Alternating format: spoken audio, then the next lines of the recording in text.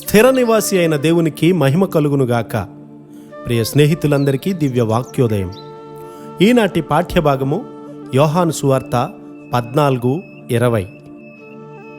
నేను నా తండ్రి యందును మీరు నా యందును నేను మీ యందును ఉన్నామని ఆ దినమున మీరెరుగుదురు. అదే క్రైస్తవుని జీవితం యొక్క గురిగా ఉండాలి. మీరు క్రీస్తునందున్నారు, క్రీస్తు దేవుని యందు నిలిచి ఉన్నాడని మీరు తెలుసుకోవాలి. ఒక దేవుని బిడ్డకు వెనువెంటనే వచ్చే గ్రహింపది. నీవు మారు మనసు పొందినప్పుడు నీకు పరిశుద్ధాత్మ దేవుడు అనుగ్రహించబడతాడు. ఆ ఆత్మ పరిమాణము వృద్ధి చెందాలి. నీవు పరిశుద్ధాత్మని దుఃఖపరచకపోయినట్లయితే నీవింకా ఎక్కువగా నింపబడుతూ ఉంటావు. నీవు దేవుని వాక్యానికి లోబడినప్పుడు నీ విశ్వాస ప్రమాణము పెరిగి గర్వము శరీరేచ్ఛలు క్షీణిస్తాయి. నీవు గొప్ప శక్తిని పొందుతావు. నీ ప్రార్థన నిజమైనదిగా ఉంటుంది. నా ఆజ్ఞలను అంగీకరించి వాటిని గైకొనువాడే నన్ను ప్రేమించువాడు. నన్ను ప్రేమించువాడు నా తండ్రి వలన ప్రేమింపబడును. నేనును వానిని ప్రేమించి వానికి నన్ను కనపరుచుకుందునని చెప్పెను. యోహాను సువార్త 14:21. అది ప్రత్యక్షత. యవనస్తులారా, మీరు ప్రత్యక్షతను కలిగి ఉంటారు. అనేక సంవత్సరాల క్రితము నేను దేవుని ప్రత్యక్షతను పొందాను. ప్రజలు నన్ను చూసి నవ్వారు. నేను దేవుని ప్రత్యక్షతను పొందాను అని చెప్పినప్పుడు మా బంధువులే ఎగతాళి చేశారు. కానీ ఆయన వాక్యాన్ని ఎక్కువగా ప్రేమించే విధంగా దేవుడు నాకు సహాయం చేశారు.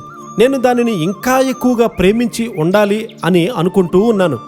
ప్రతిదినము కష్టమైన అలసటతో కూడిన ప్రయాణాలు చేస్తూ ఉన్నప్పుడు నేను ఆ ప్రయాణాలన్నిటిలో కూడా ఏ విధంగా దేవునితో సంభాషిస్తూ ఉన్నానో అది జ్ఞాపకం చేసుకుంటూ ఉన్నాను.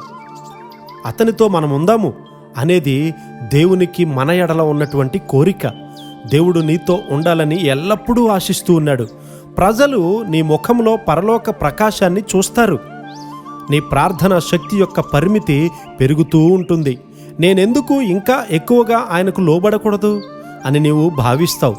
దేవునికి నీవు ఏదో ఒక ఉపకారం చేస్తూ ఉన్నావని భావించినట్లయితే నీవెప్పటికీ కూడా దేవుని వాక్యానికి లోబడవు. దేవుణ్ణి, ఆయన వాక్యాన్ని నీవు ప్రేమించు. నీ సంతోషం పెరుగుతుంది. నీలో ఉన్నటువంటి కృప ఇంకా అధికంగా ఉంటుంది. ఇశ్రాయేలును కాపాడువాడు కునుకడు నిద్రపోడు అని నీవు కనుగొంటావు. కీర్తన 121:4. నీకు సమీపంగా ఎలాంటి పాపము రాకుండానట్లుగా ఆయన గమనిస్తున్నాడని నీవు భావిస్తావు. కీడు నీకు సమీపంగా రాకూడదు అనే ఆజ్ఞ ఇప్పటికే లోకానికి ఇవ్వబడింది కదా.